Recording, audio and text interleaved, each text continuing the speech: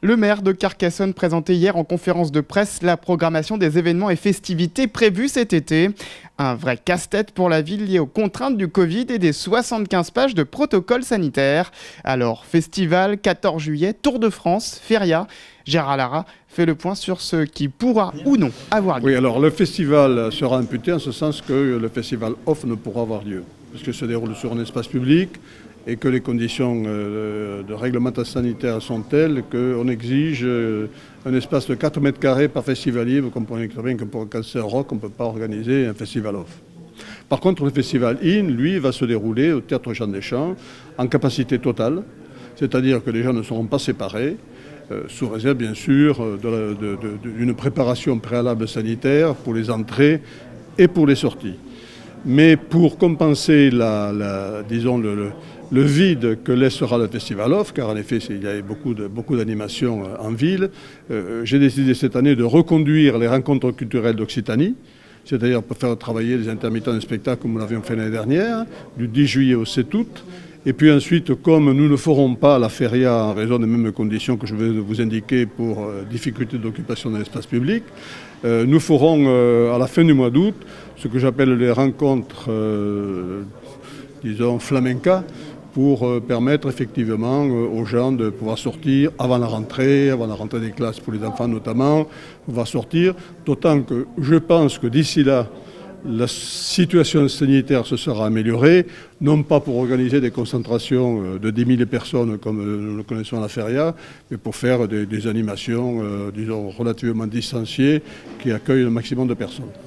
Par contre, le Festival In, c'est un très beau festival, avec une très très belle qualité, sauf que malheureusement, partout en France et partout en Europe, les artistes anglo-saxons et américains ne viennent pas.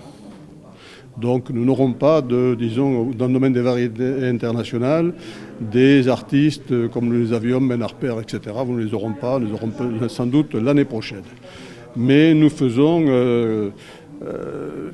nous utilisons le même schéma, c'est-à-dire que nous avons d'une part, disons, le module classique, avec dans la cour du Château Comtal 2 très belles pièces de théâtre, avec 2 très grands acteurs et actrices. Nous avons 2 concerts de pianistes internationaux. Et le 9 juillet, c'est une nouveauté, j'ai souhaité, c'est une volonté, afin que les Carcassonnais, disons, s'imprègnent directement du fait que nous essayons de recouvrer, malgré les contraintes, notre liberté que nous avons perdue. Il y aura un concert gratuit au Théâtre Jean Deschamps, donné par l'orchestre du Capitole avec son nouveau chef, car il aura son nouveau chef. La présentation du nouveau chef se fera à Carcassonne.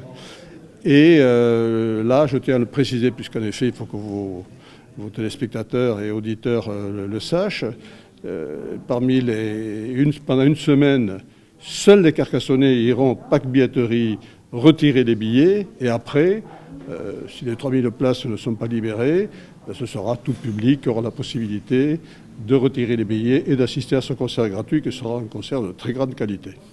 Et cette année, on a l'opportunité, grâce à l'évolution sanitaire d'une part, au fait qu'il y a un maximum de vaccination d'autre part et que ça s'accélère, d'organiser le Festival In sous contrainte. Il ne faut pas croire que ce sera facile, ce sera très difficile, car il va falloir former les saisonniers que l'on va recruter, former également les personnes pour vérifier le pass sanitaire, etc. Donc, mais on va le faire, il faut le faire. Et nous tenons absolument, je réponds à votre question, oui, je tiens absolument à ce qu'il y ait un Festival In pour que les Carcassonnais retrouvent la liberté qu'ils ont connue avant la pandémie. Non, là, le feu d'artifice le 14 juillet n'est pas possible, puisqu'en effet, le feu d'artifice accueille entre 500, 600, parfois 700 000 personnes. Et là, on ne peut pas mettre en place 4 mètres carrés, on ne peut pas contrôler le pass sanitaire de 500 000 personnes. Donc là, ce n'est pas possible. Et puis, c'est sous l'autorité du préfet qui fixe la jauge maximale. Donc là, ce n'est pas possible. Donc, soyons raisonnables. On le fera l'année prochaine. En fait, il y aura bien le Tour de France. Ah, il y aura bien le Tour de France. Alors là, c'est une négociation qui est menée directement par la Société du Tour de France avec le Premier ministre et le ministre des Sports. Il y aura effectivement le Tour de France. Il n'y aura pas, disons, de contrôle sanitaire sur le parcours. Il y aura le village du Tour Là, actuellement, les négociations sont en cours. Est-ce qu'il y aura une limitation de jauge? Est-ce qu'il y aura de passe sanitaire, etc. Pour l'instant, on ne sait pas. Ça évolue de jour en jour. Mais le Tour de France se déroulera dans la configuration traditionnelle, avec d'une part la caravane, enfin tout ce qu'on peut imaginer et que l'on connaît du Tour de France. Voilà, il ne sera pas amputé cette année.